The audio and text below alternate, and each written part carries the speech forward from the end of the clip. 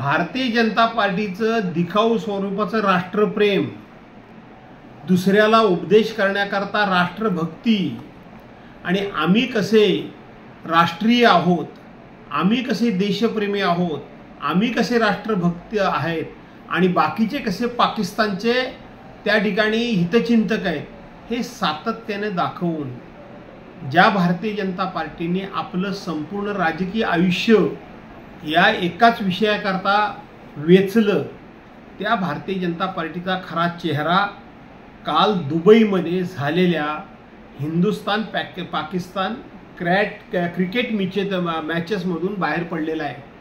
Bharatiya Janata पार्टीसारखी bogus party, Bharatiya Janata पार्टीसारखी Pakistan धार्जिनी party, Bharatiya Janata पार्टीसारखी bundle party पुऱ्या देशामध्ये शोधून सापडणार नाही। काय सांगत होते भारतीय जनता पार्टीचे लोक आणि भारतीय जनता पार्टीचे नेते कि एक साथ पानी और खून नहीं बह सकता, गोली और गाली एक साथ नहीं रह सकता, हमारे रगों में खून नहीं गरम गरम सिंदूर बह रहा है। अशा प्रकारचे फिल्मी डायलॉग मारणारे भारतीय जनता पार्टीचे लोक हे त्या 26 लोक मेली, 26 महिला भगिनी विधवा झाल्या, ज्यांना मारलं गेलं त्यांच्या चिता सुद्धा अजून थंड झालेला नाही, ज्यांच्या कपाळावरची कुंकू पुसली गेली त्यांच्या डोळ्यातलं पाणी सुद्धा अजून थांबलेलं, अश्रुद्धा सुकलेले नाहीत, थांबलेले नाहीत। त्यावेळेला भारतीय जनता पार्टी ज्या पाकिस्तानने सगळं केलं त्या पाकिस्तान बरोबर तिथं खेळ करून तुम्ही म्हणता तसे 1000 कोटी रुपये कमवून देण्याचं काम पाकिस्तानला केलं। आणि म्हणून या मॅचच्या निमित्तानं भारतीय जनता पार्टी ही देशभक्त नाही तर किती देश विरोधक आहे, हे राष्ट्रभक्त नाही तर हे किती पैसा भक्त आहेत, हे किती तकलादू आहेत, हे कालच्या मॅचेसनी या जगाला दाखवून दिलं, एवढंच मी सांगेन। एका बाजूला दादरमधलं कबूतरखाना आहे तो बंद करण्यात आलेला आहे, मात्र तिथले जे पालकमंत्री आहेत मंगलप्रसाद लोढा यांनी आता जे संजय गांधी राष्ट्रीय उद्यान आहे तिथे 3 मूर्ती जैन मंदिर आहे तिथे आता कबूतरखाना चालू केलेला आहे, त्यांनी उद्घाटन त्याचं केलेलं आहे। कसं पाहता याच्याकडे?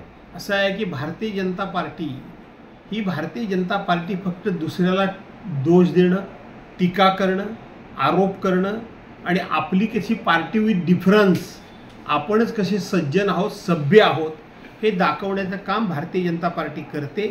आणि त्याच वेळेला मराठी माणसाच्या हिताच्या, भावनेच्या आणि अपेक्षांच्या विरोधात काम कसं केलं जातं त्याचं हे उदाहरण म्हणजे काल या ठिकाणी संजय गांधी राष्ट्रीय उद्यानामध्ये झालेलं उद्घाटन आहे, एवढंच मी सांगेन। धन्यवाद।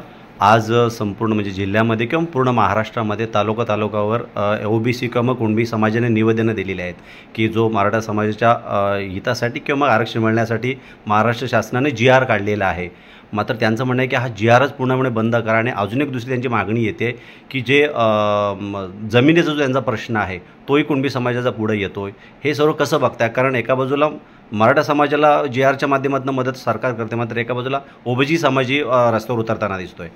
असं आहे की आता जो GR निघाला त्या GR मध्ये काय म्हटलंय की ज्यांच्याकडे पूर्वीचा ओबीसीचा दाखला आहे, कुणबी प्रमाणपत्र आहे त्यांनाच हे मिळेल।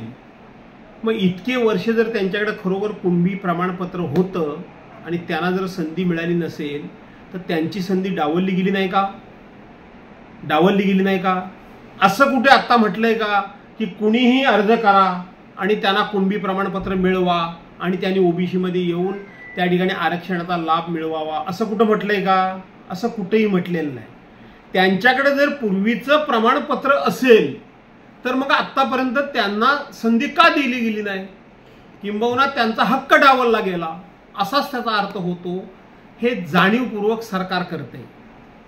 सरकार एका बाजूला GR काढण्याचं काम पण सरकारच करते आणि दुसऱ्या बाजूला जाणीवपूर्वक या GRच्या विरोधात ओबीसी समाजाच्या नेत्यांना उठवण्याचं काम सरकार करते।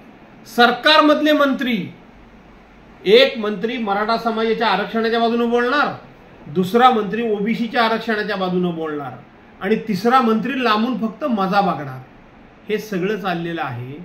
सरकारनं का ठणकावून सांगत नाही सरकार?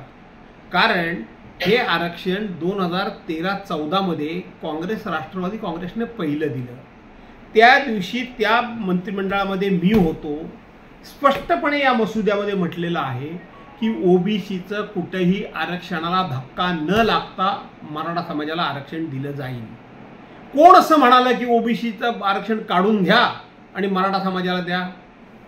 जाणीवपूर्वक Maratha versus OBC, Hindu versus मुसलमान अशा पद्धतीनं या समाजामध्ये भेद निर्माण करण्याचं काम हे भारतीय जनता पार्टीनं सुरू केलेलं आहे.